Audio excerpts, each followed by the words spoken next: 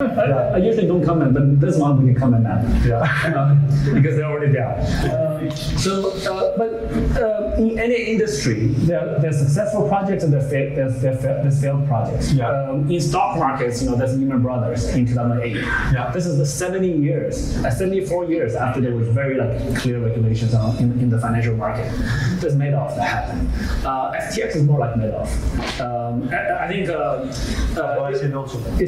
it's lying, it's Ponzi, right? So whereas Lehman Brothers is more like a failed project, they just mismanaged. Lehman Brothers is more like Luna. Luna is just mismanaged. The guys didn't really want to steal money away. And in the crypto space, that's important to know because most of the people they thought that they was just trying to run with the money. But that's important to you point on Luna specifically. It's very different, I think. Luna, for all the data we saw, the founders didn't walk away with much money. It was just badly designed and badly maintained, badly operated, and just badly handled. It fell down like a domino. So you grew up very quickly, but then you also fell down like a domino. Whereas FTX is a different situation. Took customers' funds enough, they promise not to take. But if you hold your keys in your own wallet, that's decentralized. If you use Binance.com, if you trust wallet, it's decentralized. If you use Binance.com, it's centralized. Or they take a view says, look,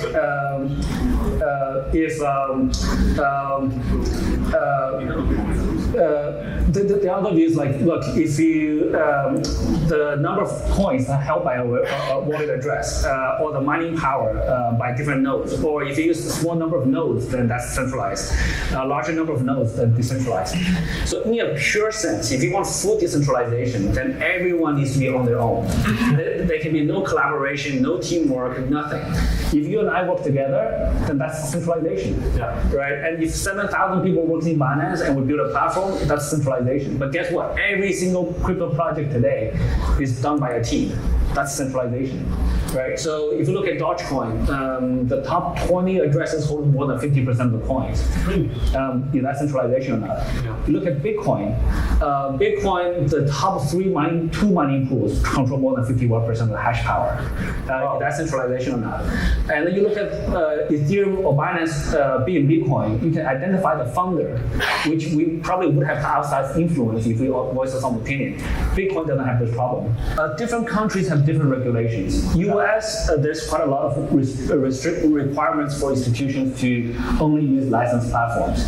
But every single platform in the US is licensed. Europe, I think there's still some of that, but once you move to the rest of the world, like Asia, Africa, those regulations there's much less of those requirements. So, and also how do you define an institution, right? Is it just a corporate KYC, like any company that registers, that's an institution, or do they have to have a certain size, certain volume, etc.? So again, that just based on corporate KYC or large traders on Binance, there's already 30% of users who are for institutionals. And then when we talk about the traditional financial institutions, they typically, especially if they are traditional licensed financial institutions, they typically would need a exchange to be licensed to onboard with us. But today we have 6-7 licenses in Europe alone, and we have 15 licenses all over the world, and we have 46 state licenses. 15 or 50? 15. Yeah. And then we have 44 state licenses in the US. So we're actually the most licensed crypto exchange in the world. Oh. Amazing. So that's something that there was some discussion on the internet that when we see the adoption from institution is going to push the price of the Bitcoin up and all these things. And then there was also something extra that the countries itself they're going to put us to work with the government there to help them draft some of the regulations. This year in February that kicked into law. And in Europe we're seeing MiCA happening. So that probably will be the next year or 2 or 3 somewhere around there. But the draft is kind of out there. It's being circulated, and we can look at it. And it's actually a pretty good draft, in our opinion. So all of these things are happening. Because of what happened in the last couple of weeks, people are more skeptical and cautious, and the focus will shift a little bit. So it's basically already it's progressing. With what's happening last 3 months ago, the regulators probably shifted a bit more towards loan businesses. Anybody that does loans, stable coins. Now, over the next little while, I'm sure we will see more scrutiny on reserves for user assets. I think all of those are good. All of those make the industry healthier. So I think it's still progressing. Yeah. I have a question here. Do you think that the regulations that we're going to see in the next few months and few years, there will be any tough regulation that will somehow stop the big adoption, the mass adoption? It's not called crypto run, right? The fact that there's a word for bank run means that this has happened quite a lot in the banking space, right? So it doesn't happen so much anymore, thank God. But there's a word for it. So that's one guy who's more skeptical, just because this one bad thing happened, everyone's going to be bad, thinking. But today I met with a regulator here who says the FTX problem is a single corporate governance problem, right? Thanks God that they can understand even heroes. Yes. So you see different people understand things different ways. Yeah. So again, there's a spectrum of different understandings. We continue to work with the guys who understand the situation and who are still embracing this new technology. And those guys will really reap the rewards of this new technology. Awesome.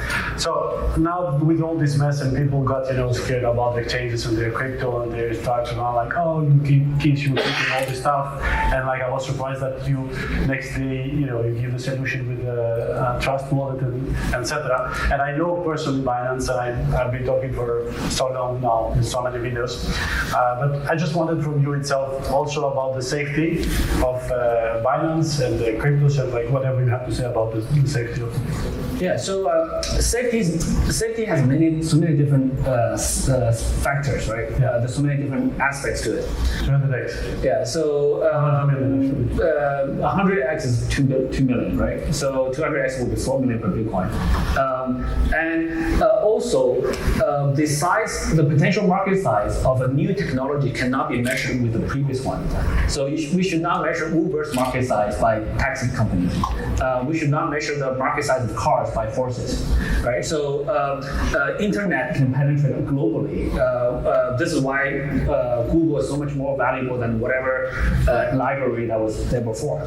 So for crypto, the potential market size is so much bigger than the current economy we have today, because this technology will make our economy much more efficient.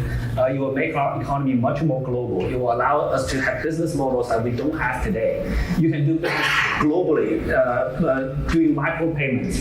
You can charge, if you're a KOL like yourself, you can charge people 10 cents or 0.1 cents per view of your video.